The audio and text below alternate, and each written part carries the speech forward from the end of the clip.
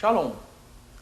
Vamos dar continuidade ao nosso percurso de formação e hoje o tema da nossa pregação é Creio na Santa Igreja Católica. Como dissemos na última formação, o Catecismo da Igreja, na sua primeira parte, apresenta o conteúdo da nossa fé dividido em 12 artigos.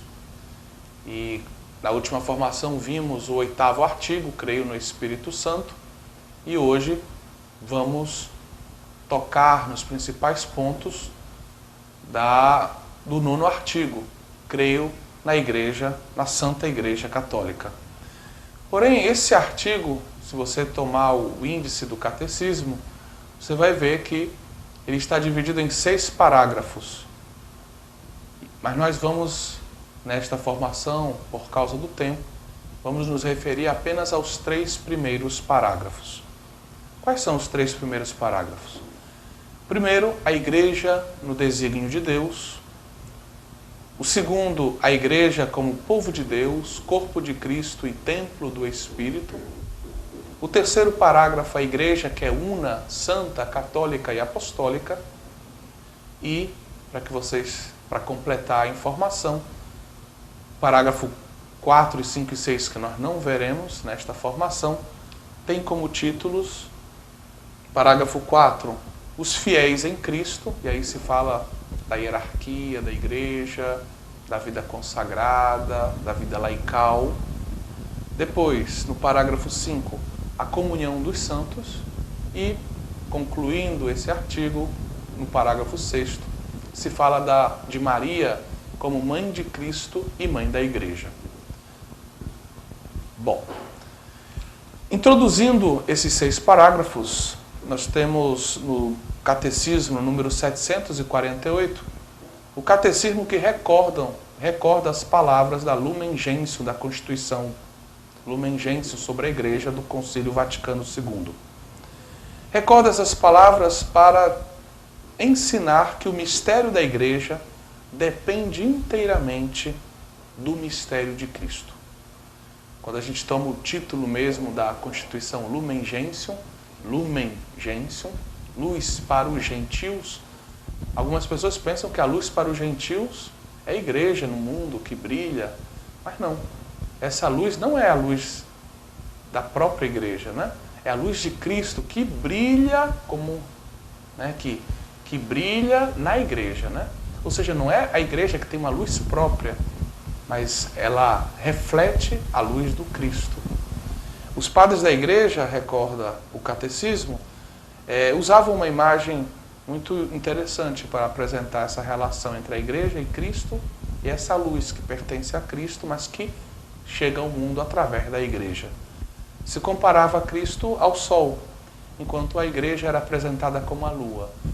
Uma noite, quando a gente vê a lua cheia, a gente tem a tentação de achar que a lua está toda iluminada. Realmente está, mas a luz não é dela mesma, né? Como sabemos, é a luz do sol que nela reflete e nos encanta sobre a terra.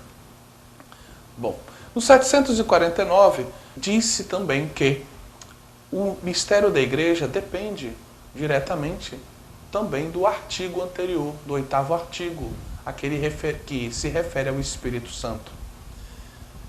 O catecismo romano, que foi apresentado pela igreja logo depois do Concílio de Trento para, digamos, colaborar com o serviço dos párocos no cuidado dos fiéis, na catequese dos fiéis.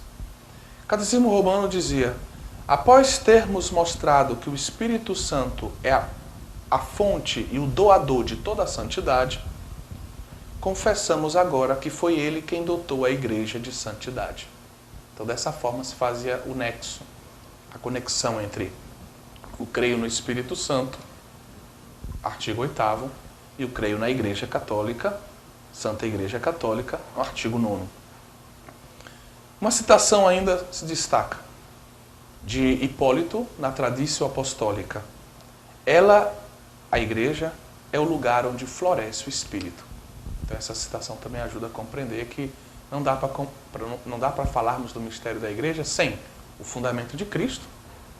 Ela nasce de Cristo, mas também sem a sua alma, que é o Espírito Santo de Deus. Parágrafo 1º. A igreja no desígnio de Deus. O catecismo introduz a questão das denominações e das imagens da igreja. Primeiro, o catecismo explica o que significa a palavra igreja, do grego eclésia. A palavra eclésia vem de um verbo que, na sua forma infinitiva, significa chamar fora, ekalein. Ou seja, eclésia pode ser traduzida como convocação, como uma assembleia convocada, no caso, por Deus. Na versão grega do Antigo Testamento, a famosa tradução das 70, esse termo eclésia é utilizado para traduzir um termo hebraico que é o termo kahal. Kahal é um termo que serve para falar do povo de Deus quando ele se reúne em torno de Deus para escutá-lo, para acolher a sua lei, para fazer com Deus aliança ou para renová-la.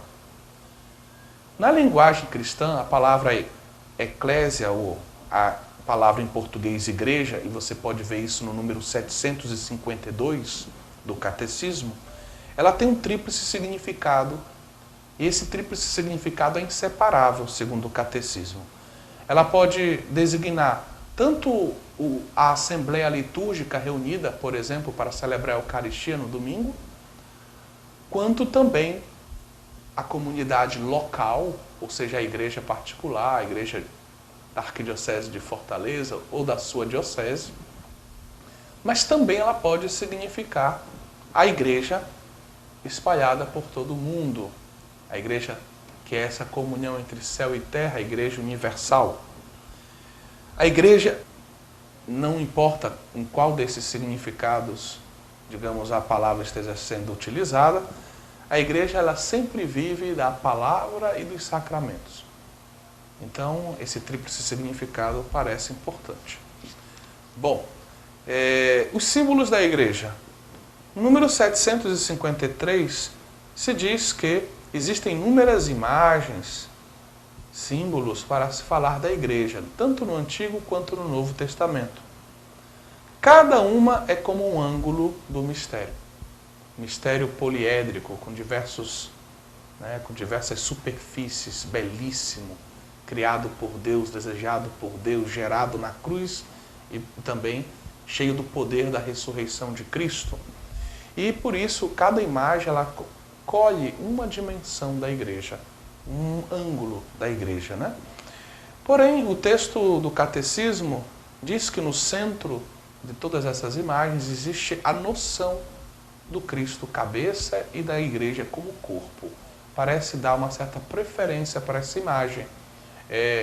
Lembro a vocês que em 1943, o Papa Pio XII escreveu uma encíclica sobre esse tema, Mystici Corporis, a igreja como corpo místico de Cristo, reutilizando, na verdade, uma imagem bíblica, paulina, muito forte. Você pode aprofundar isso, por exemplo, lendo a primeira carta aos Coríntios ou a carta aos Romanos, ou na sua forma mais, digamos, última na teologia de Paulo, a carta aos Colossenses e a carta aos Efésios. No número 754, então, se começa a citar algumas dessas imagens que se completam, né? Como no número 753 se dizia. Redil é a primeira. Então, é a ideia do redil, do qual Cristo é a porta, ninguém passa senão por essa porta, só entra quem a porta deixa entrar, né? A porta impede que entrem os malfeitores, os mercenários. Mas junto com essa imagem, lá no discurso de João, no capítulo 10, do versículo 1 a 10, nós também temos a imagem da grei, né? Ou a imagem do rebanho, do qual Cristo é o pastor, o bom pastor, aquele que dá a vida, né, por seu rebanho. Então, esse pastor que continua a pastorear o seu rebanho, mesmo depois da ascensão, através da sucessão apostólica, através dos apóstolos e de seus sucessores. No 755 se fala da igreja como lavoura, como campo de Deus, como oliveira, imagens agrícolas, E a ideia de fundo é que Deus planta a igreja, Deus cuida daquele terreno, Deus planta a igreja como uma lavoura, como um campo que pertence a Ele, como uma oliveira, como uma vinha. E Jesus Cristo, de certa forma, é aquele que representa junto a esse campo os cuidados do Pai, o amor do Pai, a misericórdia do Pai para com esse campo. Na parábola, ou melhor, na imagem parabólica, né, da videira, né, que Jesus Cristo nos propõe depois da última ceia, Jesus é apresentado como a própria videira. E a gente compreende então que nós, no amor de Deus, somos nele enxertados e vivemos então uma vida que é participação na vida de Jesus Cristo. E por ele somos alimentados e nele, e só nele, podemos dar verdadeiros frutos, frutos de caridade, frutos de uma vida de filhos de Deus. No 756 se fala da construção de Deus. 1 Coríntios 3,9 é uma referência para essa imagem. Jesus mesmo se apresenta como o quê? Como uma pedra que foi rejeitada pelos construtores, mas que no projeto do Pai, essa pedra se torna pedra angular, sobre a qual se constrói o templo de Deus, sobre a qual se constrói a casa de Deus. Em torno dessa pedra, né, essa pedra convoca um pequeno grupo de discípulos que, unidos a essa pedra, são enviados, são os apóstolos, que também assumem um papel importantíssimo, fundamental, de base na construção dessa casa de Deus, desse templo de Deus. E assim, cada cristão também é como uma pedra que o Espírito de Deus une a Cristo e que o Espírito de Deus ajuda para que nos ajuda a assumir o nosso lugar e cumprirmos a nossa missão em favor do todo da igreja e em favor também da humanidade. No 757 se usam algumas imagens que aparecem juntas. Jerusalém Celeste, a igreja nossa mãe, é a esposa imaculada do Cordeiro. Essas imagens estão, digamos, unidas pela ideia do feminino. Ou seja, aquela ideia que aparece fortemente nos profetas, desde o profeta Oséias, Jeremias, Isaías, o próprio Ezequiel, do povo como a esposa, e de Deus que vem, que ama o povo, perdoa o povo como esposo. O esposo fiel que está sempre vindo ao encontro da esposa infiel, mas que, né, pelo poder da oferta de Jesus, deseja que essa igreja, que a sua esposa possa ser santa, imaculada, né, e participar da eternidade consigo. A igreja, ela é prefigurada no número 760, se pode ler isso, desde a origem do mundo. Deus, conhecendo antecipadamente aquilo que aconteceria no pecado, o mal do pecado, projetou, né, elaborou a salvação em Jesus Cristo. E nesse projeto de salvação, ali já estava a igreja também. Fazia parte desse projeto salvífico, desde o início. O Antigo Testamento também é uma grande preparação para a igreja. Pensemos aos grandes elementos do Antigo Testamento: povo, o sacerdócio, um culto, profetas, reis, uma relação de diálogo. Tudo aponta para Cristo. E apontando para Cristo, aponta para a obra de Cristo, que é a igreja. No 763, se fala do próprio Cristo. Cristo que vem realizar esse projeto salvífico do Pai. Inicia a igreja. Inicia a igreja como? Pregando a Boa Nova. Pregando a Boa Nova, ele reúne, pela força da sua palavra, em torno da sua pessoa, um grupo de seguidores, de discípulos. É o próprio Cristo que é o reino de Deus entre nós. A origem usava a imagem autobasileia, né? Ele mesmo é o reino. E assim, estando Cristo conosco, o reino inicia-se entre nós. Misteriosamente, essa igreja que se origina em torno de Cristo já é uma presença, uma manifestação desse reino. número 764, cito, diz: o germe e o começo do reino são um pequeno rebanho, que os evangelhos chamam também, palavras de Jesus, a verdadeira família de Jesus. A igreja surge estruturada, hierarquicamente, poderíamos dizer. Entre os discípulos, Jesus escolhe 12, em oração, na escuta do Pai, livremente, dizem os evangelhos, tendo Pedro como chefe. Marcos 3, 14 a 15. São 12 tribos. 12 significa, recorda as 12 tribos, né? Os 12 filhos de Jacó. Recorda que Jesus está plasmando um povo novo, uma nova aliança, um povo novo. Assim são 12 também os patriarcas desse novo povo, os 12 apóstolos.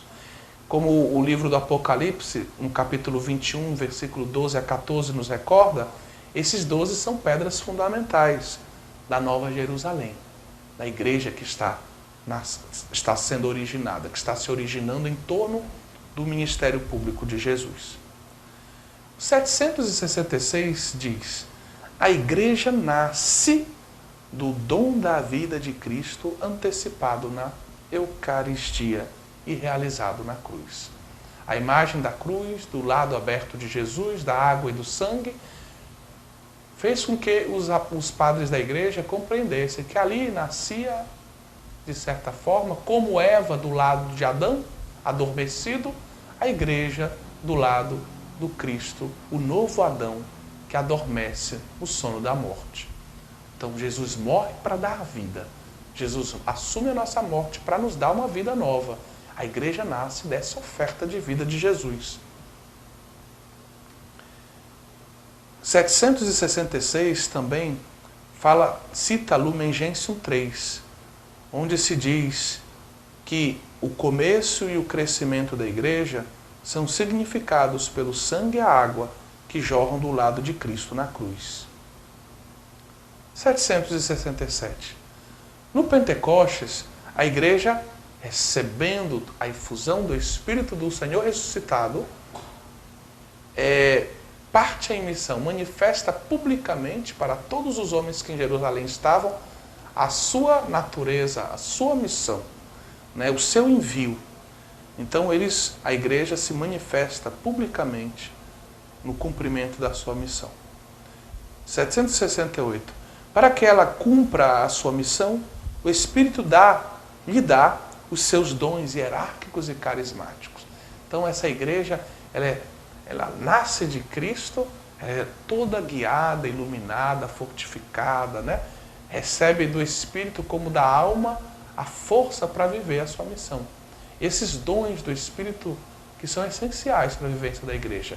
Tanto os hierárquicos, né? Podemos pensar todo o ministério ordenado, nos bispos, padres, diáconos, que existe para o serviço do resto da igreja, como pastores, como instrumentos da palavra de Deus, também como instrumentos de santificação para os homens.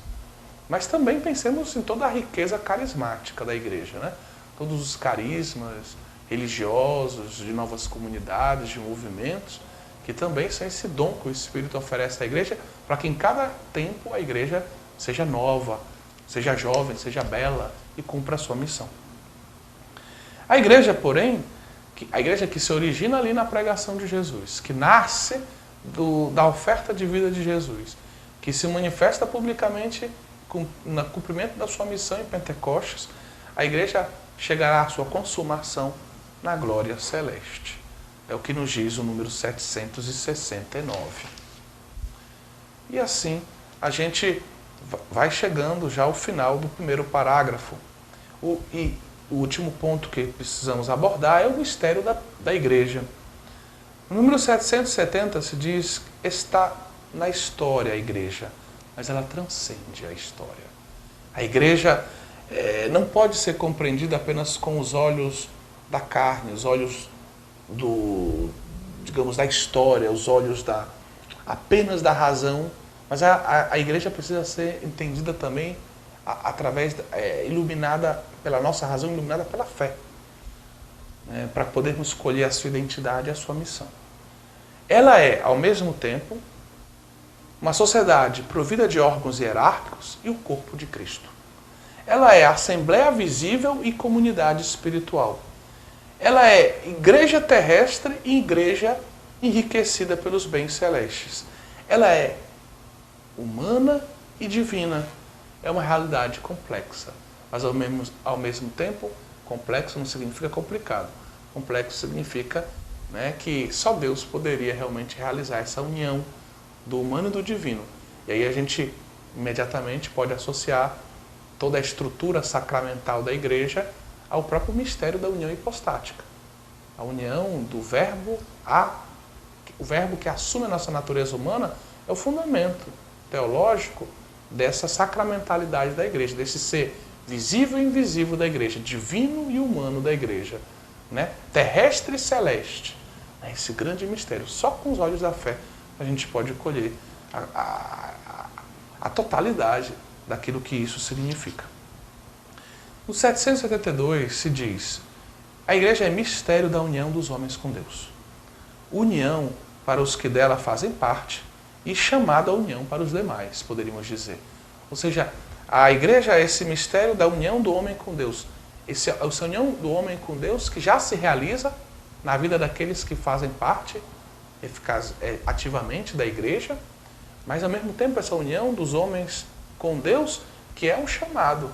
Através da igreja ressoa do Espírito de Deus, através da igreja ressoa no mundo essa voz que chama, que deve ressoar através das nossas vidas, da vida de todas as ações da igreja, da evangelização. Cada homem, cada mulher é chamada a viver em profunda comunhão de amor com Deus. Mas ela é também sacramento universal da salvação. No parágrafo seguinte, o catecismo ensina isso, recordando o Concílio Vaticano II. Ou seja, sacramento universal da salvação, ela é caminho de salvação para todos os homens. Não apenas para aqueles que estão dentro da igreja. Aqueles que estão no céu testemunham isso. A Virgem Maria testemunha isso de modo perfeito. Mas nós que estamos a caminho também testemunhamos isso. Devemos testemunhar essa salvação que entrou na nossa vida. Mas isso não nos faz, entre aspas, melhores do que os outros. A nossa vida deve ser também eco, como eu dizia, no mundo. Que através da nossa vida chegue a voz do ressuscitado aos homens que chamam cada um para a salvação. Para a alegria da salvação. Parágrafo 2. A igreja, povo de Deus, corpo de Cristo e templo do Espírito Santo. Por partes, como o catecismo faz. A igreja, povo de Deus, do 782 ao 786. Então, o catecismo ele apresenta essa imagem que aparece com muita vitalidade no documento, na Constituição Lumen Gentium. Essa imagem do povo de Deus, mas que deve ser bem interpretada. Eu faço aqui uma observação. É povo de Deus. Quando a gente fala de povo, um perigo que percorreu, né, os caminhos da teologia nos últimos decênios foi o de tratar a igreja apenas como um povo, esquecendo esse de Deus. E aí se pode fazer uma análise apenas sociológica da igreja. E aí se pode tentar lançar para dentro da igreja uma série de reflexões de caráter sociológico que não se aplicam à natureza própria da igreja.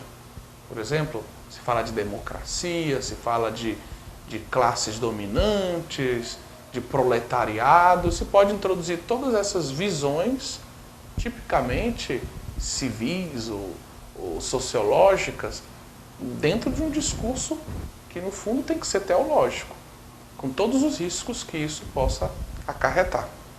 Mas, bem, a igreja não é um povo qualquer. A igreja é o povo de Deus.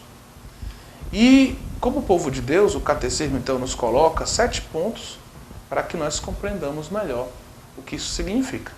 É povo de Deus, ou seja, é um povo que pertence a Deus, é um povo que é propriedade de Deus. Deus tomou a iniciativa de formar um povo. Não é esse povo que diz como ele vai viver. Esse povo foi consagrado por Deus, foi separado por Deus. É Deus quem diz ao povo como ele deve viver. Né?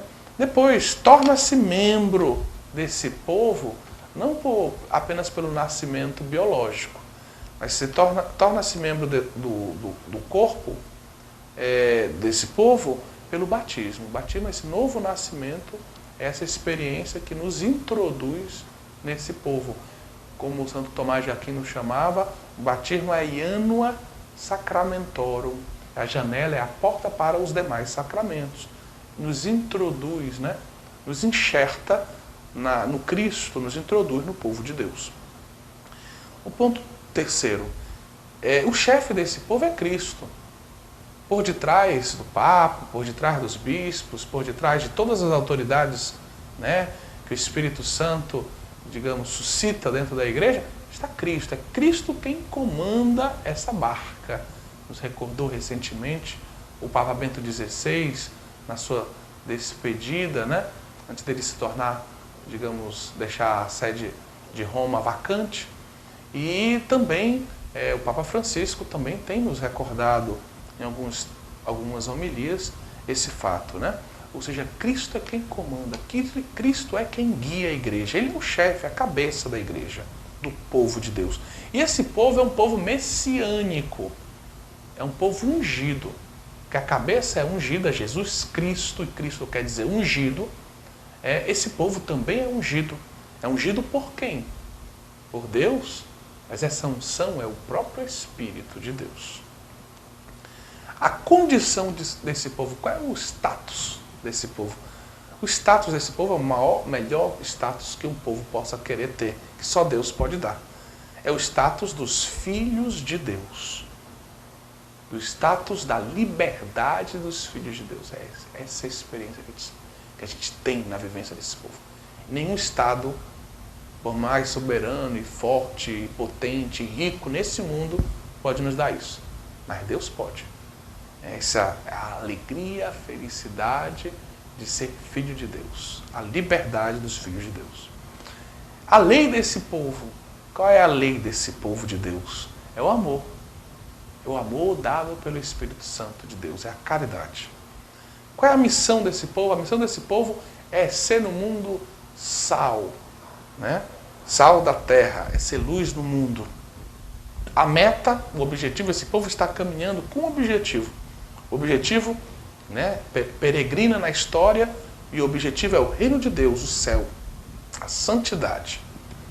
Esse povo, e o catecismo recorda, pelo batismo, nós introduzidos na vida do Cristo, participamos do seu tríplice munus, ou tria munera.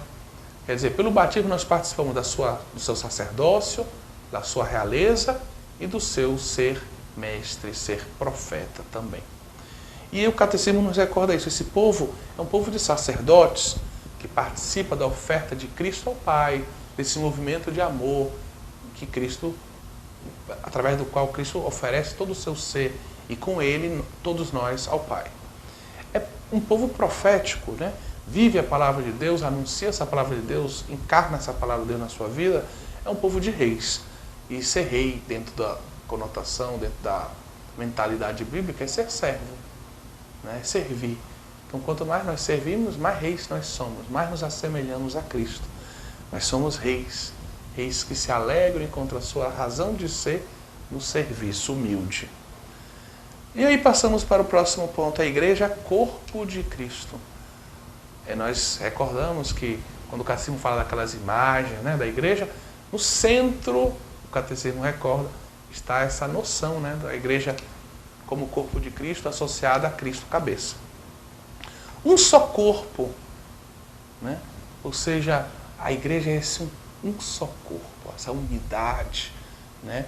Toda unida à cabeça que é Cristo. Cristo nos governa, Cristo nos alimenta, Cristo faz com que nós cresçamos, Cristo nos ama, Cristo trata o seu corpo com todo o amor e oferece ao seu corpo todos os bens que ele conquistou para ele pela sua encarnação e pela sua Páscoa. Né? E esse Cristo como cabeça, então guia, conduz o corpo, anima o corpo, né? Faz o corpo percorrer as estradas da vontade de Deus. Por fim, a igreja, templo do Espírito Santo. Nesta igreja, que é corpo místico de Cristo, Agostinho e Tomás comparam, Agostinho e São Tomás de Aquino, comparam o Espírito Santo com a alma da igreja. Ou seja, São Paulo não usa essa imagem explicitamente, né? Poderíamos tomar alguns textos de São Paulo para tentar nos aproximar dessa imagem, mas ele não diz que o Espírito é a alma da igreja, ou a alma do corpo de Cristo. Porém, Agostinho, lendo São Paulo, diz que como a alma anima o corpo, o Espírito anima a igreja. E São Tomás de Aquino também, aprofunda essa questão. Então, a igreja, templo do Espírito, recorda que esse corpo que é a igreja, ele só permanece unido à cabeça, unido a Jesus Cristo, graças ao Espírito. O Espírito comunica todos os dons que a cabeça conquistou para o corpo, e ao mesmo tempo o Espírito mantém os membros desse corpo unidos entre si e unidos, cada um e todos, a Jesus Cristo. Ele é o princípio de vida que comunica o que a cabeça nos conquistou. Ele opera pela palavra, pelos sacramentos, pelos seus dons, pelas suas virtudes, pela graça que ele derrama, né? E derramando, ele comunica a vida de Deus a toda a igreja. No 799 ao 801, né, se fala dos carismas. Muito importante esse ponto para nós, como comunidade, né, conhecermos esses pontos do catecismo. Né? Entre os dons, então, destacam-se os carismas. Os carismas que, como nós sabemos, são dons do Espírito que visam, fundamentalmente, a edificação do corpo de Cristo. A edificação da igreja, né? O bem da igreja. São dons de serviço. Bom, você pode aprofundar isso nesses números que eu acabei de citar, 799 ao 801. Parágrafo 3. A igreja é una, santa, católica e apostólica. Esses 4 atributos, ou notas, são inseparáveis. Indicam traços essenciais da igreja e de sua missão. Ela os recebe de Cristo, pelo Espírito Santo. Só pela fé podemos reconhecê-los.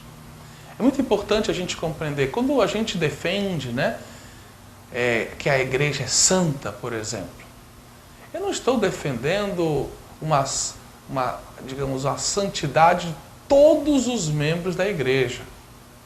Uma santidade, moral de todos os membros da igreja. Eu estou defendendo o fato de que a igreja, ela recebe a santidade de Cristo. Como Cristo é santo, Cristo se une à igreja, o corpo de Cristo não pode ser pecador. Então a igreja, ela é santa. Mesmo que ela seja formada por homens e mulheres como nós, que temos os nossos pecados, a igreja, enquanto tal, ela é santa. Os santos no céu nos revelam isso. A Virgem Maria nos revela isso. A igreja é, por dom, santa. Mesmo que ela tenha membros em processo, em caminho de santificação. Então, defender essas notas ou esses atributos da igreja é defender o próprio Cristo. É defender o projeto de Cristo, é defender os dons que Cristo conquistou para a igreja. A igreja é una, do número 813 ao 822. É una, segundo o catecismo, pela fonte. A igreja vem de Deus. A igreja vem de um Deus que é uno e trino. De um Deus onde 3 pessoas são um só Deus. Essa unidade divina está na fonte da igreja. Por isso a igreja também é una.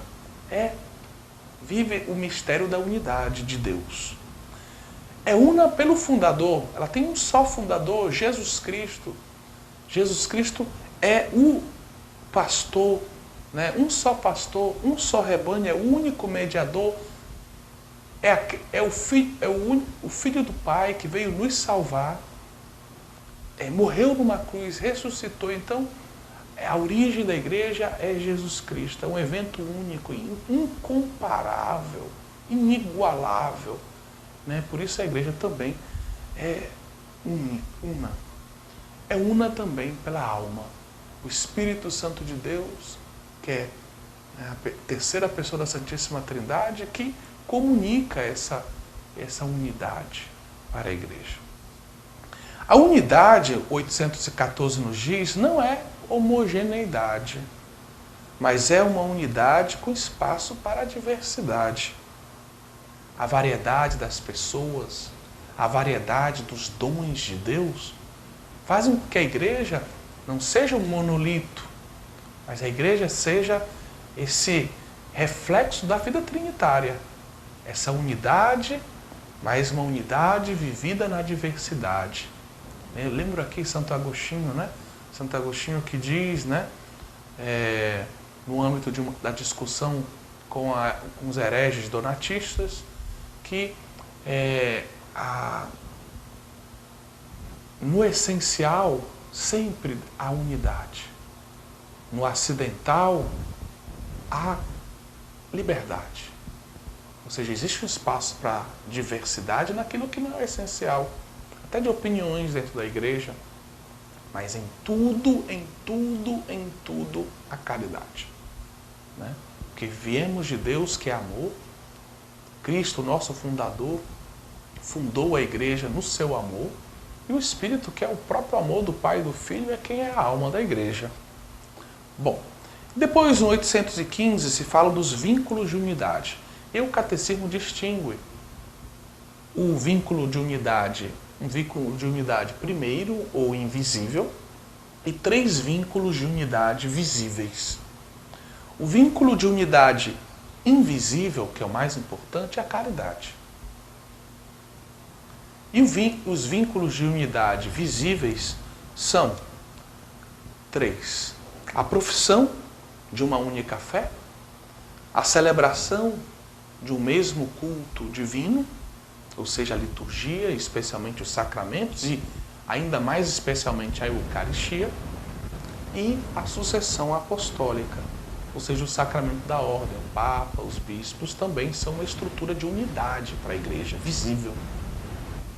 Então, nos une como vínculos de unidade a caridade, o vínculo maior, invisível, mas que se traduz em atos, se traduz tem expressões visíveis, mas a caridade enquanto tal é um dom do Espírito invisível.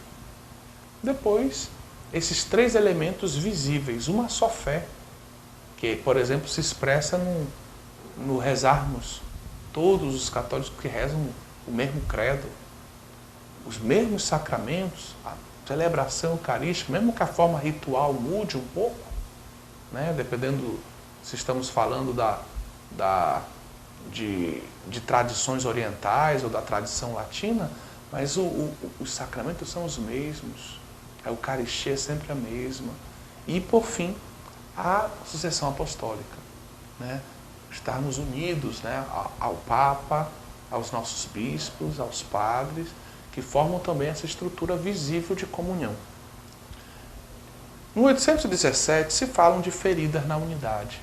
Infelizmente, na história, o pecado dos membros da igreja acabou gerando certas feridas na unidade. Muitos cristãos se separaram da comunhão com a igreja católica, né? E aqui não é o lugar de entrar com mais detalhes nesses momentos históricos importantes, mas o catecismo recorda, né, que isso significa uma ferida, porque diante do mundo isso é uma espécie de contra-testemunho. Os cristãos que deveriam viver na unidade de uma única igreja do Cristo, de um só pastor e um só rebanho, estão divididos. E por isso, devido à importância da unidade para o testemunho do Evangelho, é que a igreja não pode abdicar de uma atitude de abertura aos demais cristãos, o caminho do ecumenismo. Então nós encontramos, né, um discurso acerca do ecumenismo no número 820 e no número 821 alguns elementos que o catecismo aponta como parte dessa estrada em vista da unidade dos cristãos. Se fala de estar em um processo contínuo de renovação espiritual, no fundo porque só o Espírito Santo pode realizar essa unidade dos cristãos perdida. Se fala da oração em comum, do conhecimento recíproco, e aqui não deve existir espaço para mitigações, mentiras, né? Esse conhecimento recíproco deve ser verdadeiro, feito na verdade, da diferença também.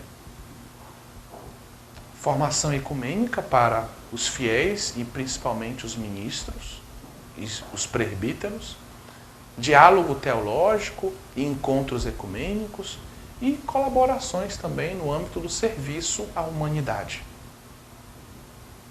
A Igreja é santa, do número 823 a 829. Unida a Cristo, a Igreja é santificada por Ele e nele torna-se também santificante. Santificada e nele se torna santificante. Tudo na Igreja deve tender para a santificação dos homens e a glorificação de Deus. Isso é muito importante. Tudo na Igreja deve tender para essa santificação dos homens e para a glorificação de Deus. Foi o que Jesus fez.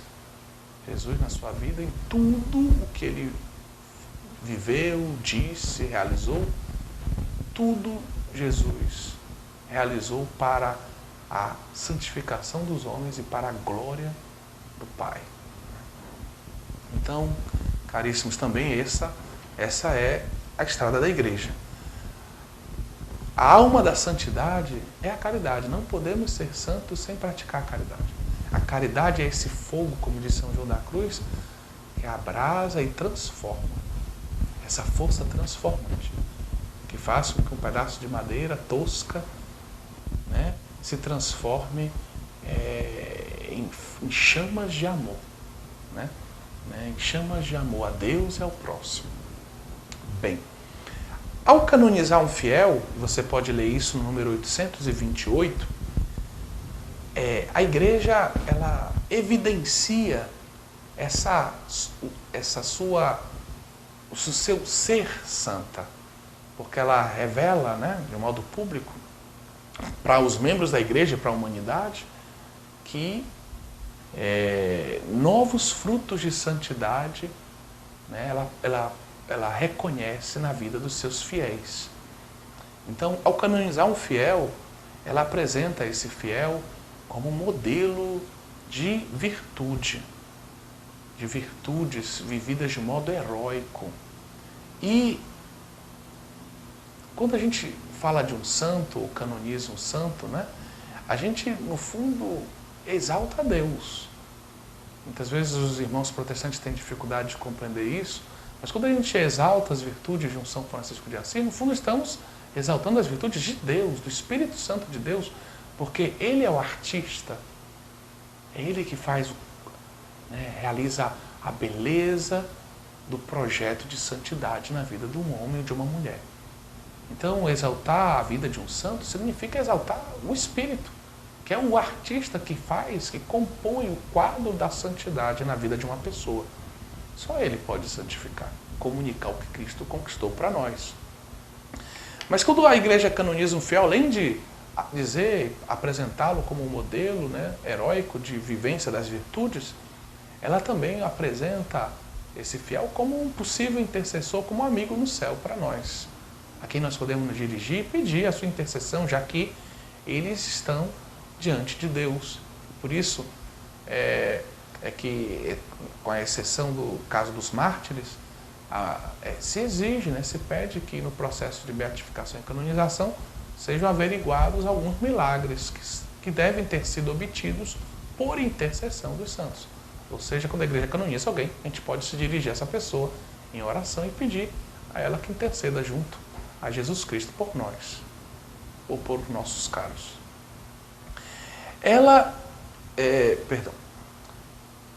toda essa ação da igreja, né, pela congregação hoje, feita pela congregação pela causa dos santos, né, é motivo de esperança, porque quando a gente vê todos os casos de beatificação, de canonização, homens, mulheres, jovens, idosos, padres, leigos, casados, virgens, a gente percebe o Espírito nos falando. Todos nós somos chamados à santidade. Todos nós podemos ser santos. Talvez não sejamos canonizados, mas todos somos chamados a ser santos. E a igreja recorda então também que em Maria a igreja já é toda santa, de corpo e de alma. Em Maria é aquela que vive já glorificada, a plenitude daquilo que um dia nós esperamos, todos nós viveremos, de corpo e de alma. Diferente dos outros irmãos e irmãs nossos que estão no céu, que participam da glória de Deus, mas ainda não de corpo, espera a ressurreição dos mortos. Maria já vive, né, plenitude da glória de Deus. O seu corpo e na sua alma, ela que foi, né, gloriosamente assunta ao céu. A igreja é católica, do número 830 a 856. O que significa a palavra católica? Significa universal. O catecismo recorda que devemos compreender esse universal em dois sentidos. O primeiro é mais evidente, porque a gente compreende que a igreja está presente em todos os lugares e é enviada a todos os homens. Realmente ela é enviada por Cristo à universalidade do gênero humano. Porém, também devemos compreender a catolicidade da igreja sob um outro aspecto. Nela está a totalidade dos bens de Cristo, né? Ou seja, tudo que Cristo conquistou para a humanidade nós encontramos na igreja. Ou seja, a universalidade dos bens de Cristo também. Então, isso é muito importante. Enquanto algumas, digamos, comunidades cristãs ou igrejas cristãs, por situações históricas, às vezes difíceis, chegaram a uma situação em que não usufruem de todos esses meios de salvação, de tudo aquilo que Cristo conquistou para a igreja, nós, como católicos, temos acesso a essa totalidade. Porém, isso significa também uma responsabilidade, né? A quem muito foi dado, muito será também pedido. Leiamos agora o texto de Lumen Gentium número 23, é citado no número 835 do Catecismo. O texto vai dizer: guardemo-nos bem, no entanto, de conceber a Igreja Universal como sendo a somatória, ou se preferir dizê-lo, a federação mais ou menos anômala de igrejas particulares essencialmente diversas. No pensamento do Senhor, é a Igreja Universal por vocação e por missão que, ao lançar suas raízes na variedade dos terrenos culturais, sociais e humanos, se reveste em cada parte do mundo de aspectos e de expressões exteriores diversas. Esse texto da Lumen Gentium número 23, citado pelo Catecismo, nos ajuda a compreender algo. A Igreja, quando entendida, né, na sua catolicidade, na universalidade dela, a Igreja Universal, né, católica, né, ela não é apenas a soma das dioceses. Porque senão poderia parecer que aqui na Arquidiocese de Fortaleza nós não temos a Igreja Católica. A Igreja Católica é só a soma, a totalidade. A Igreja Universal é a totalidade das igrejas espalhadas pelo mundo. E não é assim. Essa Igreja Universal, ela se encarna com tudo aquilo que ela é em cada uma das igrejas locais. Nessa comunhão com o bispo que está unido ao Papa, nessa vivência de uma mesma fé, nessa vivência dos mesmos sacramentos, do mesmo mistério da Eucaristia, com o mesmo batismo, com a ação do mesmo Espírito, né? Na vivência da caridade, em cada igreja local, nós participamos, vivemos o ser membros da Igreja Universal. Então a Igreja Universal está presente em cada uma das igrejas locais. Ela não é apenas a soma de todas as igrejas locais. E você pode aprofundar isso lendo o 834, que diz: as igrejas particulares são plenamente católicas pela comunhão com uma delas, a Igreja de Roma. Se a sua igreja particular deixar de estar em comunhão com o Papa, com a Igreja de Roma, bom, aí ela deixa de ser católica. Mas enquanto os nossos bispos, a nossa igreja local está em comunhão com a Igreja de Roma e com a pessoa do nosso Santo Padre, o Papa, nós somos católicos, plenamente católicos, vivendo naquela igreja local. Pois com esta igreja, se fala de Roma, em razão da sua origem mais excelente, deve necessariamente concordar cada igreja, isto é, os fiéis de toda parte.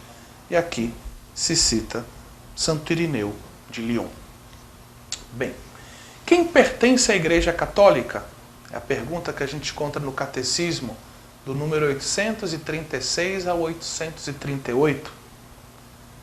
A Igreja responde em partes a esta pergunta no Catecismo. Plenamente pertencem todos os batizados que vivem a mesma fé, a mesma liturgia, a mesma comunhão com os bispos e com o Papa e que perseveram na caridade. Se cita aqui de novo os vínculos de unidade. Primeiramente os visíveis e, por fim, o invisível, a caridade. Ou seja, uma pessoa que é batizada na Igreja Católica, mas não aceita a nossa fé, se afasta da vivência da fé, não aceita certos pontos da fé, não está em comunhão com o Papa, não participa da liturgia, não percorre um caminho, de docilidade ao Espírito na vivência da caridade, essa pessoa, apesar de ser batizada, ela não está em plena comunhão com a Igreja Católica. Certo? Então, está em plena comunhão, batizado, que vive realmente a sua fé, a mesma fé, a fé católica, participa da vida litúrgica, sacramental da igreja, está em comunhão com o Papa, os bispos e percorrendo um caminho de caridade. A pessoa pode estar só de corpo presente na igreja, indo para a missa domingo, fazendo tudo o que tem que fazer, dizendo que está ali em comunhão com o Papa, concorda com tudo, mas não está vivendo com o coração realmente o ser igreja, Ou seja, esse com o coração significa realmente estar percorrendo o caminho da santidade, vivendo na estrada da caridade. Bem, compreendido isso, se parte para se aborda também o tema dos batizados não católicos. Eles não estão plenamente em comunhão com a Igreja Católica. Porém, os batizados não católicos, os protestantes, os ortodoxos, por exemplo, estão em uma certa comunhão com a Igreja pelo batismo. Essa comunhão não é perfeita, não é plena, mas existem, e é maior, em alguns, dependendo da denominação cristã a qual a pessoa participa, ou menor. Por exemplo, nos ortodoxos, que tem também uma hierarquia, que tem a Eucaristia, com certeza se pode falar aqui de uma comunhão maior, do ponto de vista dos vínculos visíveis da unidade. Porém, recordemos-nos também, existe aquele vínculo invisível fundamental que é a caridade. Então, o irmão protestante também, que vive com todo o amor à sua fé, também pode estar num grau de comunhão conosco bem maior do que, talvez, alguns batizados na Igreja Católica. Tá certo? E com os não cristãos? É a pergunta. Os não cristãos, os não batizados, do ponto de vista teológico, eles não fazem parte da igreja em ato. Porém, como diz São Tomás de Aquino, todos os homens são chamados, são por vocação chamados a fazer parte da igreja. São potencialmente membros da igreja. Então, cabe a nós, pelo diálogo, pelo anúncio, pelo testemunho, pela evangelização, ajudá-los para que aqueles que hoje não fazem formalmente parte da igreja ainda não receberam o batismo, não vivem, né, o dom da vida cristã, que eles possam se aproximar, conhecer a palavra de Deus, ser batizados e viver, digamos, toda a riqueza dos tesouros de graças que Cristo conquistou para nós e que na igreja estão à nossa disposição. Existe uma frase muito famosa, né, que hoje se utiliza até para, de certa forma, colocar a igreja numa situação difícil, né? Uma frase que diz: fora da igreja não há salvação. E aí se diz: a igreja é muito intransigente, a igreja parece muito orgulhosa, só ela que salva, ninguém mais salva, né? É Cristo quem salva. Claro, é Cristo quem salva, né? E a frase não diz isso, né? Que é a igreja que salva. A frase diz que fora da igreja não há salvação, mas a igreja é esse círculo de pessoas que entraram em comunhão com Cristo e que encontraram a salvação em Cristo. Mas o que a frase quer dizer? O catecismo nos ajuda a compreendê-la de uma forma não negativa, mas positiva. No fundo, o que ele quer dizer, essa frase quer dizer, é que Cristo é a salvação de todos os homens e que Cristo, ao, digamos, fundar uma igreja, associar a continuação da sua missão sobre a terra a uma igreja, quis que todas as graças do seu amor passassem por meio da igreja. Ou seja, uma pessoa fora da igreja pode se salvar? Pode sim. Mas se ela chegar à salvação, essa graça que atingiu a sua vida passou. Vem de Cristo e passou pela igreja. É justamente isso que essa frase deseja expressar. Ser católico, e assim se conclui esse terceiro ponto sobre a igreja católica. Ser católico significa viver em missão. Né? O documento de Aparecida, aqui para a América Latina, a Igreja da América Latina, recorda aí ser discípulo e missionário, e o catecismo, que foi escrito bem antes, né? Também nos recorda essa verdade. Né? Ligado ao nosso batismo, nós trazemos um chamado à missão. Então, significa viver em missão, ser católico. Você pode ler sobre isso do 849 a 856. Destaco duas ideias fundamentais. A primeira, no 850, se diz que essa missão da igreja nasce de Deus e tem como objetivo a perfeita comunhão com Deus. Ou seja, a igreja não pode deixar de viver em missão porque ela sabe que o que ela vem de Deus e que o objetivo da missão é levar os homens à perfeita comunhão com Deus, e vivendo já essa comunhão com Deus e grata por essa experiência, a igreja não pode calar. A igreja precisa anunciar e levar outras mulheres, outros homens e outras mulheres a essa experiência, né? De viver em comunhão com Deus ainda nessa terra e com o objetivo de uma comunhão perfeita e eterna com Deus no céu. E o protagonista, diz o número 852, da missão, é o Espírito Santo. Isso nos Atos dos Apóstolos nos deixa bem claro, né? Ora, os apóstolos querem ir para um lugar, o Espírito não, eles entendem que não é vontade de Deus e mudam seus planos. O Espírito Santo de Deus é o grande protagonista, né? O grande guia da missão.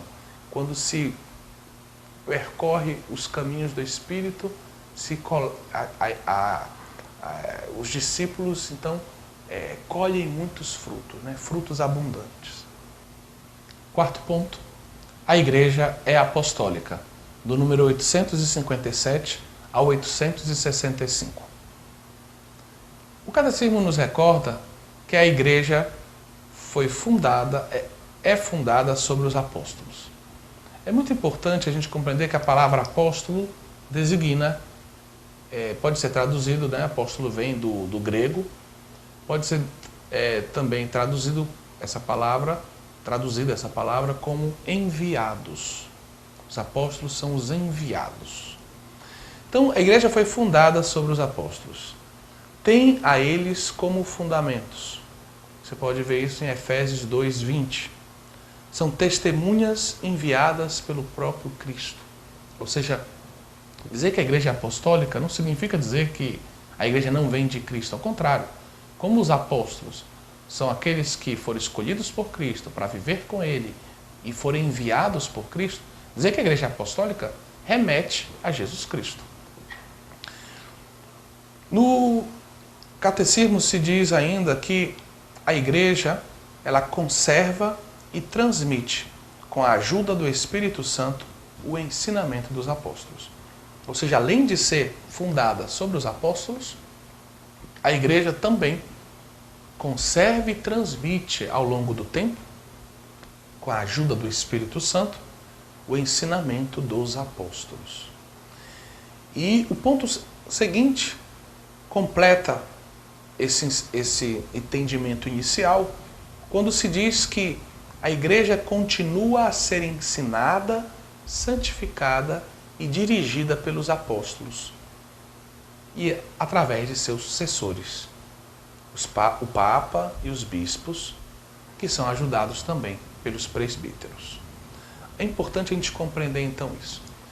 No início dessa tratação, né, a Igreja é apresentada como fundada sobre os apóstolos que remetem a Cristo, porque foi Cristo quem os escolheu, Cristo que os associou à sua vida e à sua missão, e no fim da sua vida Ele os enviou.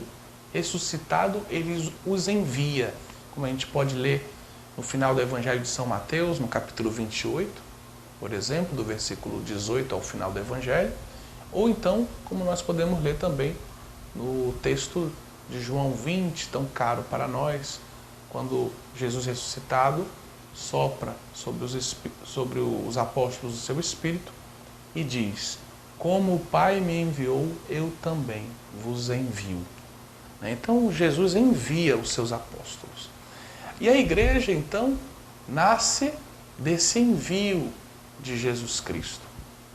Nasce da vida de Jesus e desse querer de Jesus que envolve na continuidade da sua missão os apóstolos. E por isso a Igreja continua no tempo, conserva no tempo o quê? A experiência, o ensinamento dos apóstolos. Tudo o que os apóstolos viveram e transmitiram acerca de Jesus Cristo. E o faz com a ajuda do Espírito Santo. Isso aí é o que se chama, no fundo, de Sagrada Tradição, né? E a gente tem que lembrar também que a própria Sagrada Escritura, quando a gente, falando agora do Novo Testamento, também nasce diretamente do testemunho dos apóstolos. O magistério da Igreja, então, é apresentado no ponto seguinte, porque quando se diz que a Igreja continua a ser ensinada, santificada e dirigida pelos apóstolos através dos seus sucessores, se fala aqui do Papa e dos bispos e dos seus colaboradores, os presbíteros. Ou seja, se fala da sucessão apostólica, né? E se fala do magistério da Igreja. É interessante a gente perceber porque Jesus ele chama os seus apóstolos a viver uma missão que o próprio Jesus e os apóstolos, né, vão, ao longo do tempo, vão tomando consciência que não pode ser cumprida apenas por eles durante a vida biológica deles. Porque Jesus manda os apóstolos a todos os homens de todos os lugares. Ou seja, os apóstolos precisavam vir na América do Sul, na América Latina, na América do Norte, na Oceania, todos os homens de todos os tempos. Então, chegando ao fim de suas vidas, os apóstolos sentem a necessidade de transmitir a aqueles que estão ao lado, aqueles que estão colaborando mais diretamente com a sua missão, o chamado que eles receberam. Então, eles transmitem o poder do Espírito que eles receberam de Jesus para que os seus sucessores continuem.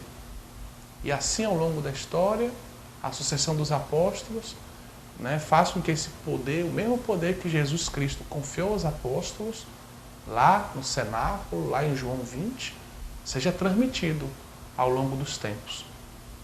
Dos apóstolos aos seus sucessores. Hoje passa pelos nossos bispos, em parte pelos presbíteros, né? E amanhã os bispos também vão transmitir esse poder que receberam a outros, aos seus sucessores. E assim por diante, até a segunda vinda de Jesus. Os apóstolos são associados à vida e à missão de Cristo. Você pode ler isso no Catecismo número 858 e também Marcos 3, de 13 a 14. Jesus ressuscitado diz aos seus apóstolos, aqui nós temos alguns textos que ajudam a gente a compreender como os apóstolos continuam a missão de Cristo. Jesus ressuscitado diz aos seus apóstolos: como o Pai me enviou, eu vos envio. João 20, 21. O ministério deles é a continuação do de Cristo. Outra citação de Mateus 10, 40. Quem vos recebe, a mim recebe. É sempre Pai, Jesus. Jesus é enviado do Pai. Quem recebe Jesus, recebe o Pai. Jesus envia os apóstolos. Quem recebe os apóstolos, recebe Jesus. Né? Então, Mateus 10, 40. E como o Filho não pode fazer nada por si mesmo, João 5, versículo 19 e versículo 30, mas recebe tudo do Pai que o enviou, assim também os que Jesus envia nada podem fazer sem ele. E se faz referência a João 15, 5. E aqui vale a pena um breve comentário. Ou seja, Jesus diz que ele recebe tudo do Pai, que ele não pode fazer nada por si mesmo. Da mesma forma ele diz aos apóstolos: sem mim nada podeis fazer. Então aquele que é enviado pelo Pai, que envia os apóstolos, aquele que diz que quem o recebe, recebe o Pai, e diz que quem recebe os apóstolos o recebe, é o mesmo que diz que, como ele nada pode fazer sem o Pai, da mesma forma os discípulos, os apóstolos, nada podem fazer sem ele. Né? Então é muito interessante vermos esses textos que apontam para essa continuidade da missão de Jesus Cristo através da missão dos apóstolos. Então, na missão dos apóstolos existem dois elementos assim fundamentais. Um elemento, a gente pode dizer, como o catecismo, que é não transmissível. É um encargo que não pode ser transmitido. Que encargo é esse? Que experiência é essa? É o ter sido testemunha da ressurreição do Senhor. Testemunha da historicidade da morte e da ressurreição do Senhor. Então, essa experiência histórica, essa experiência, com Cristo antes, e também o Cristo antes da Páscoa e também o Cristo pascal, é algo que os discípulos, os apóstolos, não podem transmitir essa experiência enquanto tal. Eles podem dizer o que Cristo disse, eles podem transmitir o Espírito que Jesus lhes comunicou, mas não tudo dessa experiência histórica que eles tiveram com o Cristo e particularmente com o Cristo ressuscitado. E aí tem também o elemento transmissível. O elemento transmissível é justamente o poder do Espírito, que capacita o apóstolo e os seus sucessores a pastorear o povo de Deus, a santificá-lo pelos sacramentos e também a anunciar a palavra com poder, com parresia. Se diz mais adiante, no catecismo, se recorda que é Lumen Gentium número 20, que os bispos são os sucessores dos apóstolos. Então, essa verdade. Hoje a gente tem igrejas por aí protestantes que tem bispo, tem apóstolo, é uma confusão, ninguém sabe, cada um se auto-intitula o que quer hoje. Na nossa igreja é muito clara a coisa. Os apóstolos são aqueles que o próprio Jesus enviou. Os apóstolos então transmitem o seu poder, o poder apostólico, que é um poder de serviço, aos seus sucessores, que são os senhores bispos. Em parte, esse poder também chega aos presbíteros. Bem, para concluir a nossa formação, nós queremos ler com vocês uma parte do número 863. Estamos falando da Igreja Apostólica nesse terceiro parágrafo, digamos, do creio na Igreja, na Santa Igreja Católica. E no 863 nós encontramos o subtítulo Apostolado. E o Catecismo vai nos recordar que, apesar de tudo aquilo que se disse dos apóstolos, pode parecer que só os bispos são enviados por Jesus. Mas o fato que a Igreja seja apostólica recorda que todos os fiéis participam também desse envio. Todos os fiéis são também enviados para cumprir uma missão no mundo. Toda a Igreja é apostólica, na medida em que é enviada ao mundo inteiro. Todos os membros da Igreja, ainda que de formas diversas, participam deste envio. A vocação cristã é também, por natureza, vocação ao apostolado. Denomina-se apostolado toda atividade do corpo místico que tende a estender o reino de Cristo a toda a terra. Então, nós temos dois elementos importantes aqui. Primeiro, todo batizado, todo membro da igreja é também chamado a um apostolado. É enviado para uma missão. E cada um faz isso segundo o seu estado de vida, os seus carismas, os carismas recebidos, os seus dons, o seu ministério e assim por diante. Importante, porém, é recordar que todos nós devemos ter um certo apostolado na igreja. E que um apostolado se entende como essa atividade que nós devemos exercitar para dilatar o corpo místico de Cristo, para levar o reino de Cristo a toda a terra. E aqui se cita o documento do Concílio Vaticano II, Apostolicam Actuositatem, que é o documento que fala do apostolado dos leigos, o número 2. Então, caríssimos, assim a gente conclui essa formação. E se você puder, tente ler também os 3 parágrafos que nós não pudemos abordar nessa formação. Seja recordando para vocês, os parágrafos que nós vimos e aqueles que nós não vimos. Nós vimos nessa formação os 3 primeiros parágrafos: a igreja no desígnio de Deus, a igreja, povo de Deus, corpo de Cristo e templo do Espírito Santo, e a igreja que é una, santa, católica e apostólica. Mas não podemos ver por causa do tempo, e seria muito bom se vocês pudessem, durante essa semana, por exemplo, ler os parágrafos restantes. Não podemos aprofundar os parágrafos de 4 a 6. Os fiéis em Cristo, a comunhão dos santos e Maria como mãe de Cristo e mãe da igreja. Que essa formação possa nos ajudar a crescer na gratidão a Deus por sermos membros da igreja, e que essa gratidão também nos leve à vivência de uma forma cada vez mais responsável da nossa missão. Como membros da igreja, gratos a Deus por fazermos parte do seu corpo místico, que nós possamos melhor viver também a nossa vocação e a nossa missão, em favor da igreja e em favor de toda a humanidade, de todo o mundo. Shalom. Que Deus abençoe cada um de vocês.